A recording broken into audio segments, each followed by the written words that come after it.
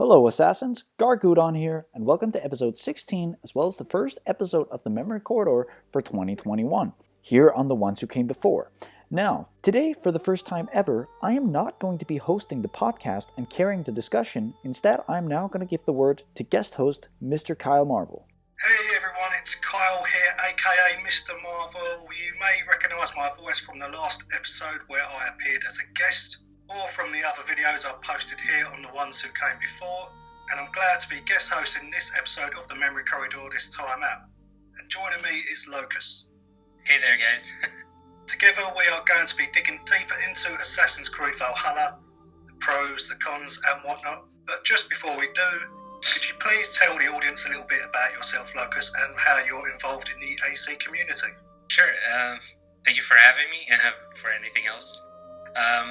I'm a Twitch streamer and YouTuber, mainly focused on Assassin's Creed content, but I do many other things. I mainly focus on Assassin's Creed, because it's the franchise that I fell in love with in 2007, back in the good old days. And yeah, I've always wanted to do something to give to the community, and streaming and YouTube, that's what I chose to do. Good stuff. So, with all that out of the way, let's hop on board our long ship and sail into the ocean that is this topic. So, first things first, what did you make of Valhalla's story? Well, I was afraid at the beginning. I was very cautious about the story, but in the end, I really enjoyed it. What did you think? Well, yes, I enjoyed a lot of the sort of hidden one elements and sort of the connections and connecting the dots to previous games. I thought that was a welcome addition, considering we just had Odyssey and whatnot. There's so many things to love, like Eivor, the settlement and whatnot, but I think overall it's a little bit too long with all the alliances. That's something that I felt when playing the game. Like some of the arcs, now the story is divided into arcs, if you don't know, and some of the arcs just felt like those Naruto episodes, right, where like nothing happens. It's like you spent like I don't know how much time, but like let's say 2 hours playing that arc, and then in the end it doesn't amount to basically anything, and it's just there like to pad out the story, which is like I kind of wanted to see more of like, I want to see what Basim is doing, I want to see something more with Sigurd or anything. But sometimes just meeting like these characters that are there for Eivor, like I didn't feel like it brought too much. It brought stuff to the story, but it doesn't feel like it's needed for me. Yeah, I totally agree. I feel like they should have had an alliance per kingdom, so 4 alliances, basically, and then possibly optional ones to do that you didn't have to do, and those optional ones could have helped you later on the last battle, basically. It would have been optional, which could have cut down the hours played that time. But overall, from start to finish, it was quite an interesting story with Basim. Like you said, that I wanted to see more of Basim. The thing, like, one of the things that I thought is that they could have connected more gameplay elements to the story. Like, for example, generally speaking, in the arcs, you're trying to make an alliance, to form an alliance. And many times you're raiding the territory that is ruled by the guy that you're trying to form an alliance with. And it's like, I understand why it isn't there, but it's kind of like it's the clash between the RPG Assassin's Creed, right? Because if it was like just a normal RPG, you would probably like talk to the Thane or whatever, and he'd be mad at you for raiding his territory and stuff like that, which would make it difficult to form an alliance and stuff like that. But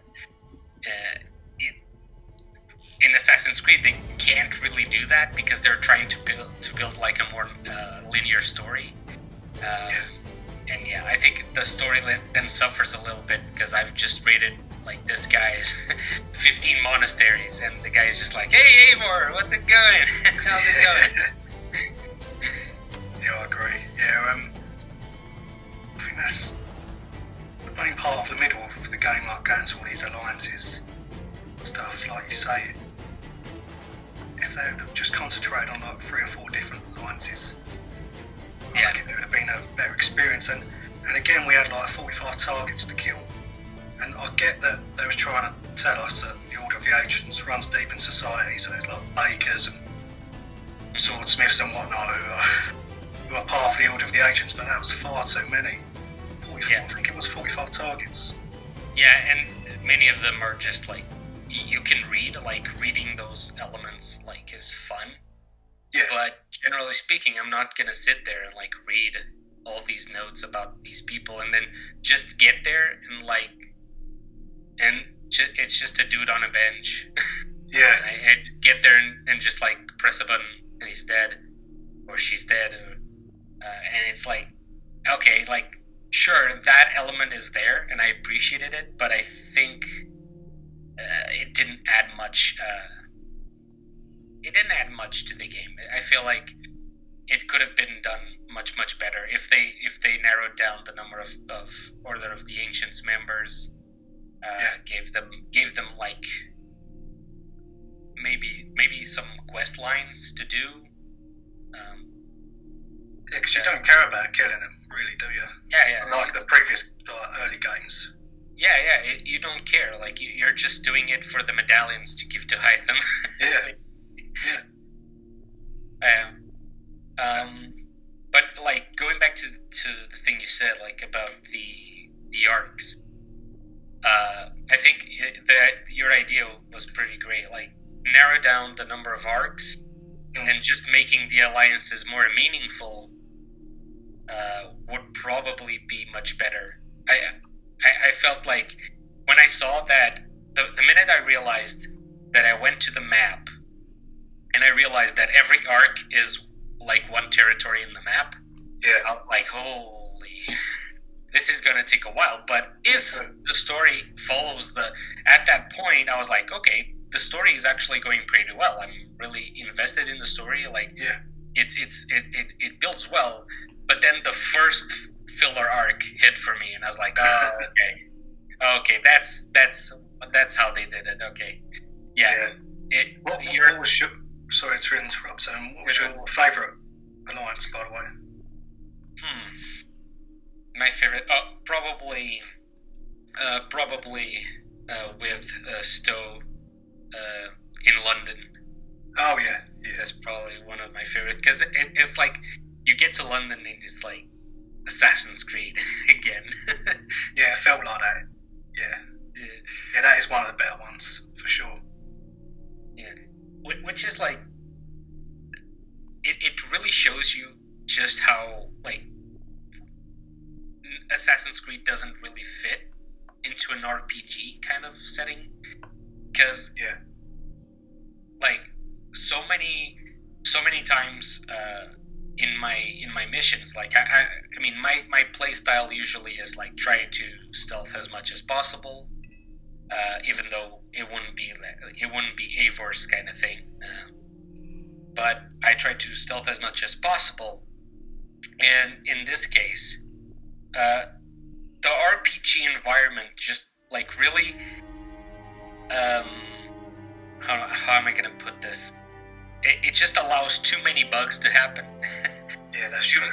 It adds so many variables to something, and it's just like so many assassinations have just looked terrible. It's just like I bugged through like a wall, and now the guy knows where I am, and I'm like, okay. And the thing is, like in previous Assassin's Creeds, like you could go, okay, I'm gonna restart checkpoint, I'm gonna do this just right. I'm gonna do it like an assassin. And now you can't even do that. Like you might even load a save from before. You could do that, but I'm not really the type of person to just like auto save all the time. save because the game crashed on me like 20 times. Oh, But yeah, I actually didn't. I wasn't really affected that much by crashes. I think the game crashed for me like 2 times. you But were lucky then. You were lucky. I'm on the PC. Oh, okay. Where are you playing? I was only playing on a PS4, so I think that's why. Yeah. I think the consoles have a lot of issues there. Going back to the story, what was sort of your impressions on how the game ended, like the 3 arcs, how they ended, and the build up to it? Also, the Asgard parts. Like, what did you think of the Asgard parts, and then leading to the end? Well, I mean, I felt like the Asgard was completely unneeded. I felt like I understand why. I understand why it's there and why they did it. Yeah. But I don't feel like it's needed. To me, like I'm playing Assassin's Creed and having all this fantastical stuff. Even though it's a dream, I understand. But then the gameplay elements that tie into Asgard, it's like if I'm playing a story that it's very linear in that space, then okay, then I'd be fine with it. But the way they do it, like the big map with a lot of verticality, you have to run around a lot, you have to go on your elk a lot, and it's like it just gets tiring. And it's like it's that kind of feeling that we've been playing these 100-hour adventures, 100-plus-hour adventures, and Asgard connects really well to what happens with the Isu, and it has like these really cool parallels of the story. But it's just like, did you really need to tell that? Like in this like really big environment over like a lot of hours. Yeah. It just felt like too much, in my opinion, for the Asgard stuff. Yeah, I agree. What about the 3 endings then? Or the way the story played out towards the end? Well, regarding Eivor's story, I felt like the story just kind of stopped. Like Eivor fights. Like he fights with his friends, with his alliances. Has a very big fight, and then it just like kind of stops. Like, okay, Eivor now is in the settlement. Of course, other stuff happens, but it's just like there's no thing that you can actually say, this is the end of Eivor's story. Yeah. And I think they're gonna continue it on the DLC, which you're gonna talk about later. Yeah. But I really liked the Order of the Ancients ending. Yeah. With the revelation that Alfred is basically the first Templar. Basically. I agree. That was a good moment.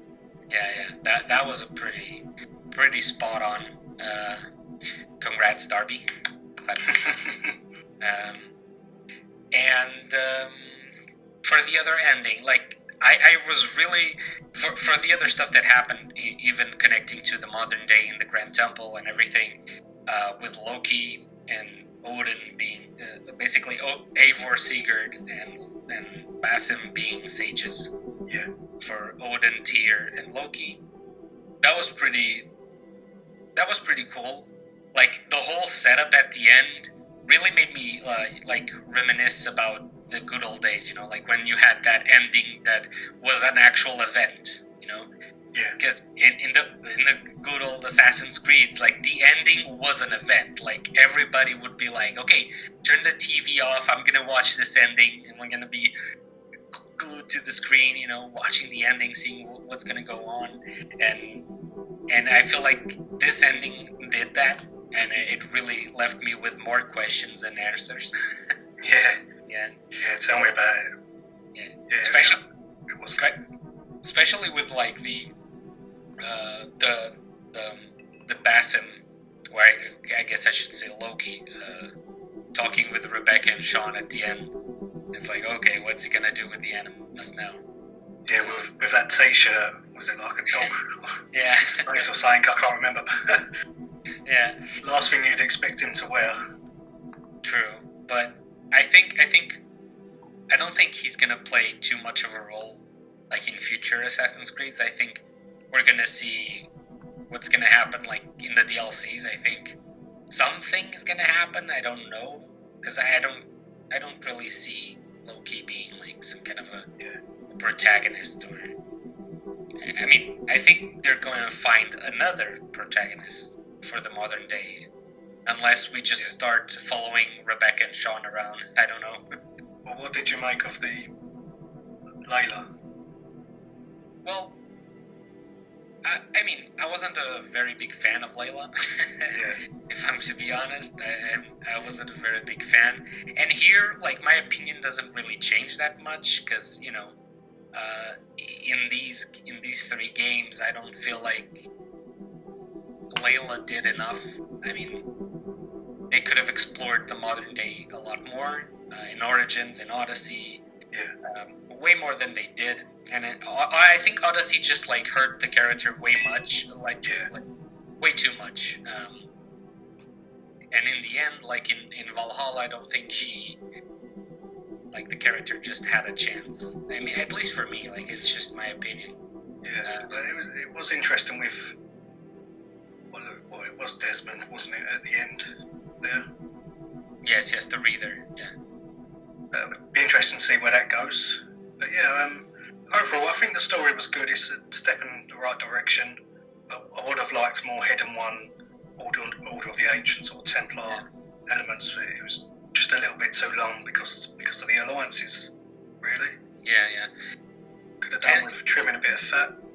Yeah, and of course, like, the story suffers, I think. I think, obviously, when you say a game has to be an RPG like that, a very big open world RPG, that you can just explore at will at all times, 100%, I feel like it hurts everything that you can do. Like, you can't really go for a full linear story because people might be distracted, and when they come back to it, they don't remember what's going on. You have RPG elements that then don't connect very well to the story.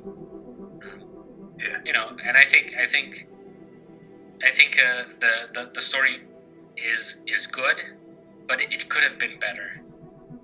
Yeah, I feel like if I frame this story in a, let's say, like, Unity kind of game, I think it would have been like probably one of the best games to ever come out. Fair enough. So I think we'll move on to the sort of gameplay and combat now. What was your sort of favourite new elements that Valhalla brought, and your least favourite in terms of the gameplay combat? In terms of combat, like, I really liked how the weapons just are heavier now, and they feel heavier, and you can actually feel the hits on the enemies, and there's actually a lot more gore.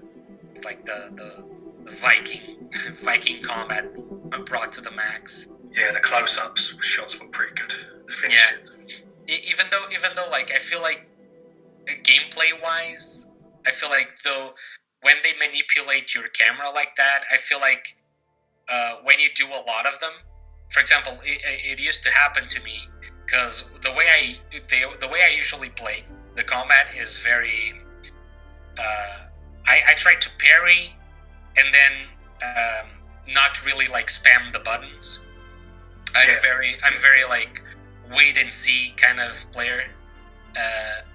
And what happened many times is I have like 3 stun attacks that I can do, and if I did one after the other, it's just like the camera just like zooms in, zooms out, zooms in, zooms out, and it's like it's too much. I think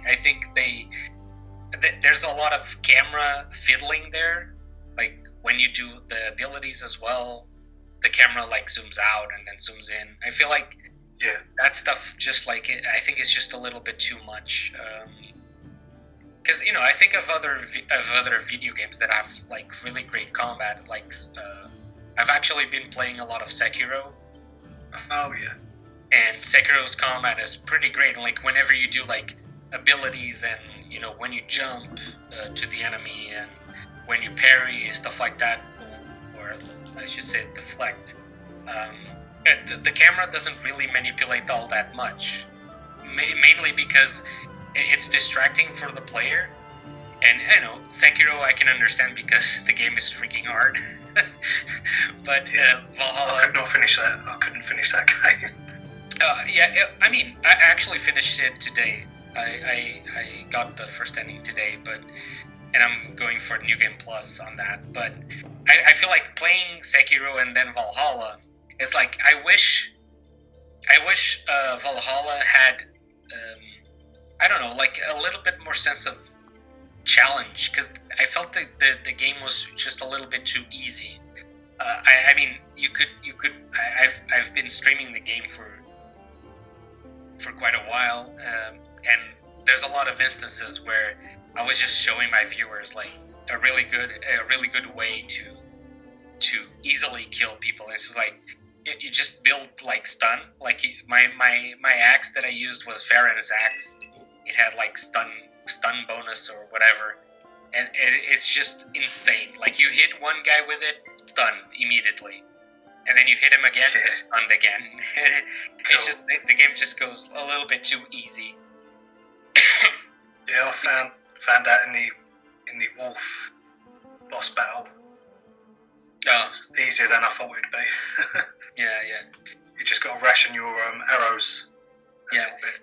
Which is another thing, like that's cool to think about. Like they added one thing, which is very much I don't know, probably the best word is inspired from Sekiro, is the stamina. Like when Eivor, like if you're blocking and enemies are hitting you, the stamina usually goes down until they deplete your stamina, and you're basically open for attacks. Yeah, that's sort of like how Sekiro does it with posture. But the thing is, I would have loved to see almost like a system where, like, you're a Viking, like you're a warrior, like, and even Bayek. Like Bayek is a Magi, Cassandra is a mercenary, and Eivor is a Viking. They're all three warriors, and I kind of would have loved to see like a better combat system, because like when you look at Sekiro, it's like a dance of blades almost. Like you can actually feel like those enemies can fight, and they're giving you a challenge. And even the smallest enemies, you can have a small dance of blades. Like it's not just like hit him in the head, boom, he's dead. Yeah.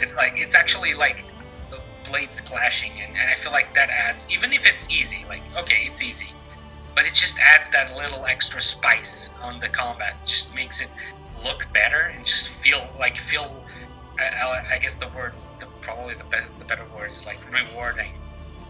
In Valhalla, with all the combat situations, I loved the multiple enemies. I thought that was like a brilliant move, having a lot of these enemies that have different abilities and that you have to respond with different things. But I feel like in the end, the simplicity of the combat just couldn't take advantage of all those enemies. Anything more you want to add on that? Like parkour wasn't too different. Actually, in the combat, like you could also say like, and this is all coming like just from playing Sekiro. Like, it's like, because for example, part of what makes those games hard is just like you not knowing your enemy. Once you know your enemy, it's pretty easy, and you just need to be a little bit better at responding at their attacks. But what makes bosses challenging in Sekiro and other stuff is they have a very wide range of attacks, very wide range of abilities and moves that all need like different ways of dealing with them. Some you need to jump, some you need to counter, some you need to deflect, some you can explore some weakness, like it can be a weakness to firecrackers or whatever, to some tool you have. And like in Valhalla, I feel like the bosses are just like, let's pick up what Dark Souls or whatever has, in bosses, or what The Witcher 3 had in bosses, and let's just keep it that way. They added like the weakness system, which is okay, just gives you a stun attack for free once you hit all of the weak points. But I feel like the bosses are just way too predictable. They don't change patterns of attack, whereas like games like Dark Souls and whatever that inspired all of these things, they actually change a lot of patterns, and they have phases. And in Valhalla, I feel like the bosses are just like, oh, it's a stone bear and has 2000 HP, and the attacks are always the same. So now you just need to hit R1 and R2 and the abilities for, I don't know, like 5 minutes, and it's done. But like, I wanted to see more challenge, and I feel like, I don't know. It's one of those things that I would say that needs improvement for sure. I actually have like a clip of me like in my stream, like killing the stone bear in Jotunheim, and it's just like I'm just pressing R1 over and over because I'm just glued to his ass and he's not doing anything. Yeah, I say that in your review. Was that in your review? Yeah. I I put it up on my review because it's one thing that needs to be improved. It's like The Witcher 3 had it simple. Yes, The Witcher 3 had very simple bosses, but that was 2015. And I feel like if we're gonna get inspired by games in 2020, I think we need to, yes, be inspired, but I mean, I think at this point we should be better at bringing those systems like into like the future, and I can think of better systems. You know? I agree. And that applies to everything, like free running. I feel like the decision behind that, like I think every fan of Assassin's Creed is like, where's the free running? Yeah. Well, the thing is, if you go back to Black Flag, there wasn't, like, they managed to, it wasn't massive cities, but the free running was still pretty good in Black Flag, I thought. Yeah, because it picked up the system, and it's still very fluid. Yeah. And even if the cities aren't just like have the same setup as Florence or Venice or even France, like you still had Havana to go around in. It's pretty fun. Like, and the game is actually very well designed. Assassin's Creed Liberation, which was a game that really surprised me because it's a Vita game. Like, it was created for the Vita, but the levels are so well designed that the free running really flows really well. Like, you in the rooftops of New Orleans, and even the bayou. Like, there's the bayou of New Orleans, which is basically trees and swamps, and the free running there is like amazing. Which, I mean, I think in this game, like in Origins Odyssey, like Origins was obviously the beginning of the end of the free running system. I didn't like that too much because I preferred the old style of free running. Should we touch on social stealth as well? Yeah. Social stealth. I really liked it. I really liked what they did with having benches. You have drunks who you can pay to distract. Cool. That was really cool. But I feel like the stealth system was just a little bit too buggy for it to shine. Because I feel like if the game was a little bit more polished on the stealth system, I feel like the social stealth probably would have shined a little bit better. I never felt that encouraged to do social stealth, to be honest. Because that's the problem with such an open-ended RPG. Like, you can do things so, like, in so many ways that it's like, why am I gonna spend time doing social stealth if I can just like go in, call a raid, just kill everybody with a few clicks? I'm a Viking. Yeah. Well, I think they need to improve on that a bit. I don't know how. Well, I mean, aside from not being a massive RPG. Yeah, exactly. That's the thing. Like, for example, in Unity, for example, Arno couldn't deal with unless you had like 50 million smoke bombs. imagine you don't have like that many smoke bombs. Basically, what you needed to do was like, okay, I can't fight 10 guys at the same time. So you either ran away or you just were really stealthy. And I feel like that's what they need to do. They need to design situations like the black box missions were basically a very good example of that are specifically designed so you take advantage of the game's systems to complete an objective. You can go stealth, and like you could complete like any of the black box missions in Unity by not stealthing. But I mean, probably the target would just run away, and fighting like 10 dudes. I mean, if you can do that in Unity, then you're a god, because at some point they're gonna start shooting you and attacking at the same time, and Arno can't really deal with that. So I feel like having a very easy combat system, a little bit of a flawed stealth. I mean, it's just the bugs. I mean, since the release, the patches were actually fixed some of my detection issues. And the open-endedness of the world just kind of like, it just doesn't mix with social stealth. But I'm really happy that they brought it back. Yeah, it's a step in the right direction. Like, I think a lot of the story is connecting some of the dots. So what do you expect to see from the 2 DLCs coming out this year, the Wrath of the Druids and the Siege of Paris, in terms of sort of building Eivor's story and if the Hidden Ones will be involved or not? I really don't know. I think Wrath of the Druids will be more Eivor focused, I believe. I have that feeling. I don't really know for sure, but that's the feeling that I'm getting. It's going to be more focused on the Viking fantasy, especially because it involves a lot of druids and in Ireland and all of that. So I think that's going to be like almost an alliance, another alliance, let's say. Oh god. I think it's going to be more of that type.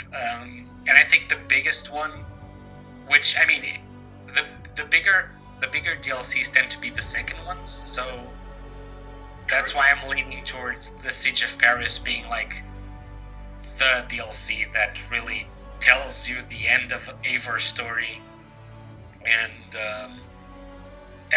really adds a lot of stuff to the modern day as well.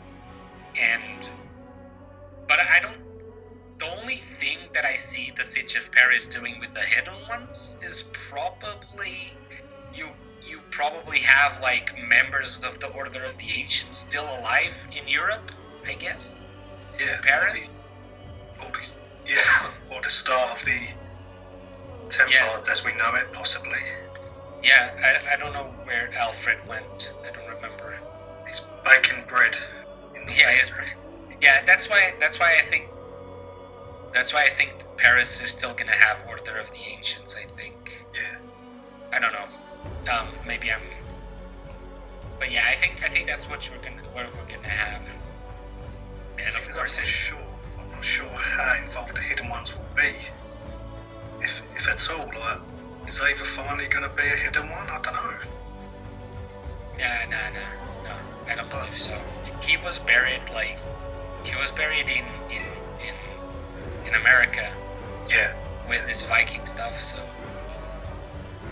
I don't really believe he's going to become a Hidden One. He's just going to help Hytham with some stuff, probably. If that's the case, like, what's going on? Because at the start of the game, I was hoping the Hidden Ones would be more involved than just killing their targets. So I was hoping in the DLCs, something to do with the Hidden Ones in the birth of the Templars would be part of it. But like you said, Wrath of the Druids is more of a fantasy thing, and Siege of Paris is a attack on a city. Like, there's probably not much room for it, is there? That's the. I think we're gonna have like very little, just like in the game, you know. Like, because even though the Hidden Ones are a part of it, it's not a very big part. Like, because it's you have the Levantine Brotherhood garbs, and, Itham uses it, Bytham uses them, but it's like not much is there. Like you have the bureaus, which is like really good, but aside from that, you don't really have that much. Like if you really think about it, but that's the thing. The DLCs, it's a really tough thing to predict. Yeah, I wonder how long they'll be. Like, they're giving themselves a lot of time. One of them's like, it's the Siege of Paris, like late next year, is scheduled for, so they've got a lot of time. So they're probably quite lengthy. Yeah, I'd imagine, like, Wrath of the Druids is going to be in Ireland, so it's a new chunk of the map. And then Siege of Paris, obviously Paris, which is probably going to be a very big chunk of the map as well. I don't know, like... What will happen to Eivor? That's the thing, like, I don't know what can happen to Eivor, like, poor guy, or girl. Like, everything's just already happened to him. He's the Sage of Odin. His mind was trying to be taken by an Isu.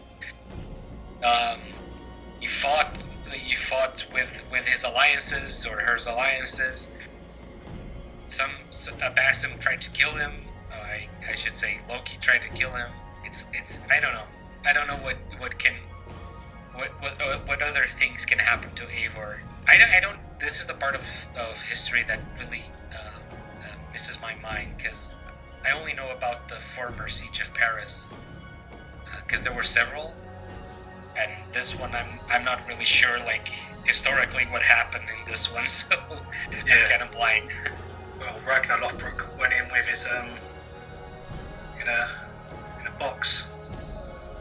Yeah, like the TV show. Yeah. Sorry, spoiler alert to anyone who hasn't seen it yet. But yeah, it will be interesting. It's just that I want the story to progress with the Hidden Ones or the birth of the Templars, as we know it. That's what I want from them. But they are focused on two separate things, like Wrath of the Druids and Siege of Paris. Says exactly what it says on the tin. Yeah. We know what it's going to be. Yeah, that's why I think it's just going to be very straightforward DLCs. And I think most of the mysteries will probably be in the modern day segment of the game. I'm looking forward to that, seeing how the modern day progresses. Yes, that's one of the things that makes me most excited about the DLCs. It's the modern day, like what Loki's gonna do and what he's plotting with Alethea. Yeah, that will be interesting. Right, so let's touch on sort of the future of the Assassin's Creed franchise. Like, do you think that the next game will follow in Valhalla's footsteps? It will continue as an RPG, or will it completely change and go back to its roots, or anything in between? Well, I'm conflicted in that, because, like, if it's what I want, like, my desire is I want it to go back to its roots, or at least evolve from its roots, but keeping the elements that made Assassin's Creed. You know, the fight between Templars and Assassins, free running, stealth, and a better combat system. What I think it will be, I don't know. I really don't want another RPG. Yeah. To be honest, it's like I feel like I have this saying that we've been playing The Witcher 3 since 2015. So for 5 years, we've been playing the same game, which is obviously an exaggeration, but it's meant to be exaggerated like that. Like 2015, we had The Witcher 3. 2017, we had Origins, I believe, which is very heavily inspired by The Witcher 3 setup. And then we had Odyssey and now Valhalla, and it's just like this kind of like setup of very big open world is just getting tired, and you see other games coming out with new interpretations of combats like Sekiro and Ghost of Tsushima, and different interpretations of what an RPG could be, or let's say an open world game could be. And I think like Assassin's Creed should try to evolve instead of like playing it safe on the open world setup that it has now. Do I think it's going to stay the same? I don't know. I think it's going to change. Mainly because when the game was announced, at the time the creative director was actually saying that this was the end of an era for Assassin's Creed. I took it like, okay, so this is the end of an era. I hope it's the end of the open world RPG kind of thing. Yeah. Because the trouble with that is, I think all 3 games have sold well, plus all the microtransactions. Yeah. Made a lot of money. Will they want to change? Will they want to go back to its roots? But that's the thing. Like, I've always said that, sure, it made a lot of money, but if you actually do something truly unique, like, why did Assassin's Creed become the phenomenon that it is? It's because it was unique. Yeah, like, it was something that no other game was doing. And I feel like they are kind of going in reverse, whereas, like, gaming is becoming a lot more mainstream than it was, so sales are always going to go up. So I feel like if they really want to go nuclear, like, let's say, like, for example, imagine if Ghost of Tsushima was like a PC game as well as PS5 and PS4 and Xbox. Like, that game would blow up. It would sell like trillions of copies. It would be insane. And it's just a PlayStation exclusive, but it really sold like crazy, and without sales as well, like without promotions or discounts. So I feel like Assassin's Creed being like a non-exclusive game, they have in their hands an IP that can be just so much more and can be so unique that it can just blow up again. Yeah, I agree. They just need to be inspired by other games. Like, they can get inspired by Ghost of Tsushima now, but just make it Assassin's Creed. Just don't copy what Ghost of Tsushima was, and just like go back to the roots. You know, like, give us some proper stealth, give us some really great combat. You know, because if they're really like scared of, okay, but some gamers don't like to play stealthily. Okay, sure, then give us like a very good combat system. Then maybe some people will be like, hey, fuck stealth. We don't care about that. Yeah, it's certainly going to be interesting, the next Assassin's Creed, because, like you say, there was talk of it being the end of an era. Could they just be talking about Layla? I know they'll say something could still happen with Layla, but like, will they go back to what it was? I've got to be honest, I'd like to see a game that's like a linear story. Yeah. Assassin's Creed, like, I love an open world as much as the next person, but I'd be interested to see a game it's just a linear game. Yeah, there's just a lot of elements they need to polish up, like, in terms of game design, in my opinion. Like, for example, if you take a look at a game like Valhalla came out after Ghost of Tsushima, and if you look at, for example, environment like world mobs, like in Valhalla you have constantly wolves and bandits hiding in the bushes, and it's just like you go through them with your horse, and if you don't want to fight them, the problem is that the game slows down your horse. Like, you can't really, so the game is almost telling you like, oh, here's a mob, you must fight it. And in Ghost of Tsushima, like, you don't have wolves to fight. You have like sometimes you see Mongols that have stolen resources, so they're like carrying a cart of resources, and you must stop them if you want. You can challenge them to fight, or just take them out stealthily, and then you can use the resources and collect them.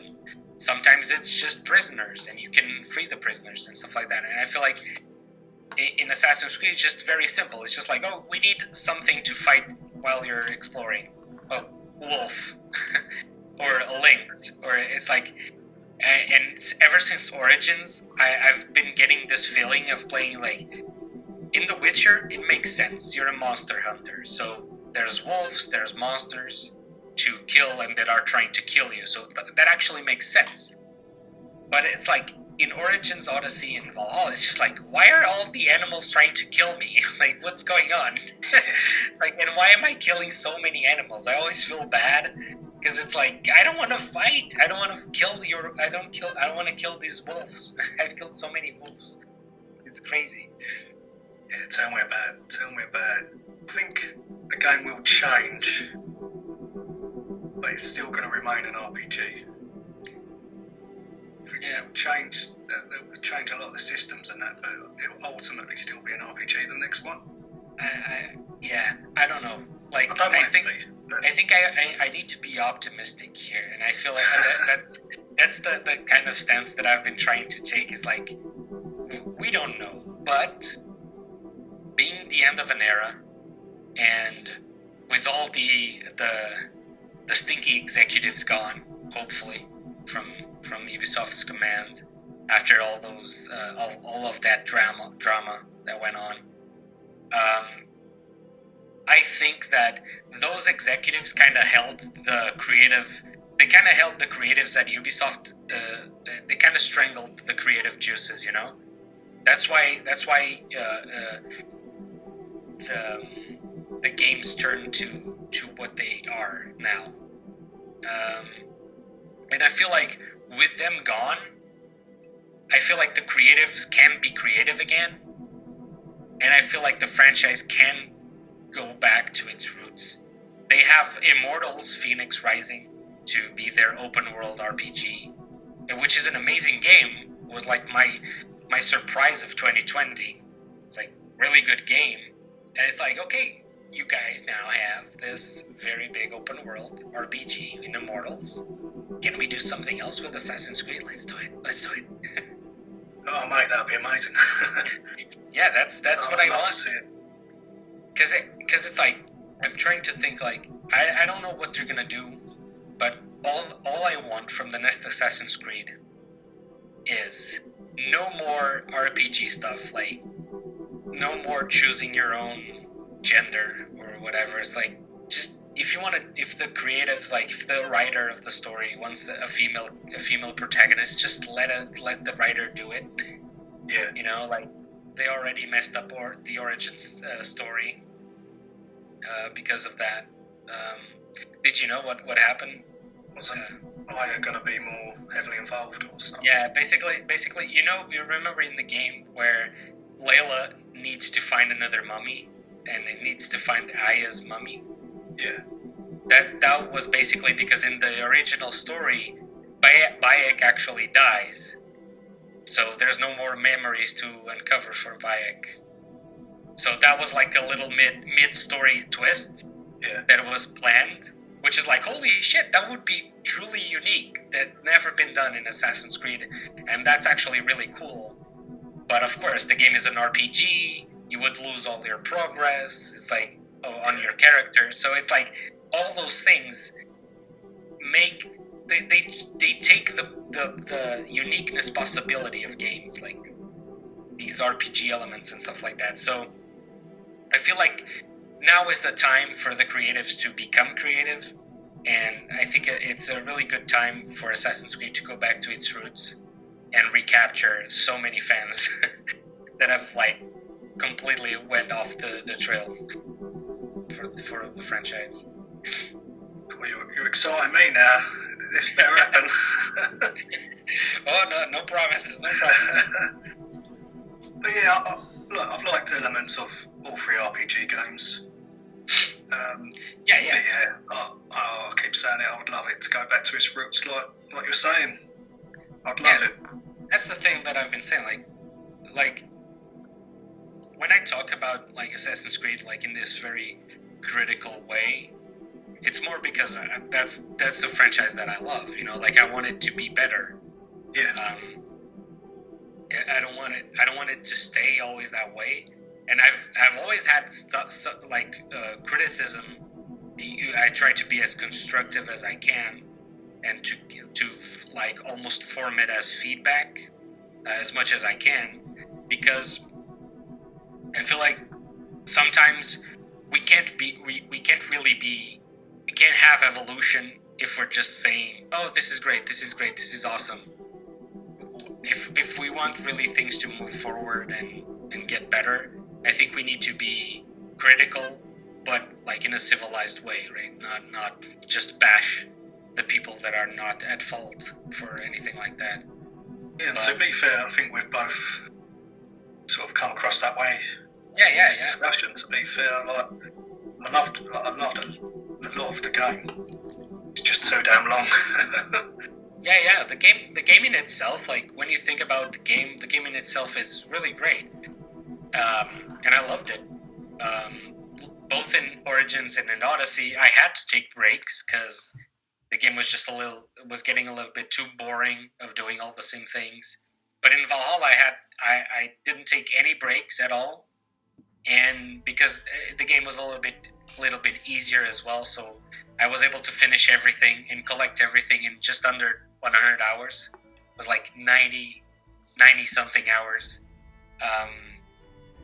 But the game is great. But we're in 2020, so I feel like the franchise, if the franchise wants to keep gaining steam, like they could do another RPG and sell a lot as well. But I feel like if they really want to sell way more, they need to bring it to the next level. And if they give us like a really good combat system that's comprehensive, they give us stealth with a lot of tools and a lot of possibilities, like just thinking of Ghost of Tsushima, and they give us a really good story without sacrificing story elements just because it's an open world RPG, I think the franchise can just like be truly unique. It can capture new fans, it can recapture old fans, and it just can please everyone. I had this idea, like, why doesn't Assassin's Creed could have a light and dark system, for example, like in Splinter Cell. Have you ever played Splinter Cell? I did a little bit as a kid. Yeah. Not too much. Basically, like when you're in the dark, you have a meter that tells you like how visible you are, so you can basically hide in the dark. And because like when you think about it, not many games do this, but when you're out in the world and it's night, usually nights are pretty dark unless you have an open sky with the moon lighting your way. But they're pretty dark, and I think Assassin's Creed would be really good with that, like being able to take out candles and taking out chandeliers for a room to become really dark, and then you can have like, oh, but how can you see? Well, it's your eagle vision. You have your senses are basically superpowers, so you can really locate things easily, and you can kill your targets in the dark. And if you don't want to do that, sure, just do the mission in the day, and you can fight with the guards and whatever. I feel like there's a lot of possibilities for Assassin's Creed in the future. Yeah. But I just hope they go back to what made the series unique. I totally agree. Well, I think we've covered quite a lot. To be fair, I think we've covered quite a lot. It's been great having this discussion with you. I might call you on Discord after this for a even more lengthier discussion. I always love talking about Assassin's Creed, to be fair. Yeah. Especially because I didn't do a review. I didn't do a review, so yeah, I thoroughly enjoyed this. And that's just about everything. Thanks to anyone who's watching. And I'm just going to pass you off to my host. But thank you, Lokuzt. And yeah, hopefully we can do another podcast sometime soon. Yeah, sure. That would be my pleasure. Thank you. Thank you, Kyle. Now, here finally, I want to thank all of you for watching and listening to episode 16 of the Memory Corridor. And I hope you enjoyed listening to Kyle and Lokuzt cover this topic.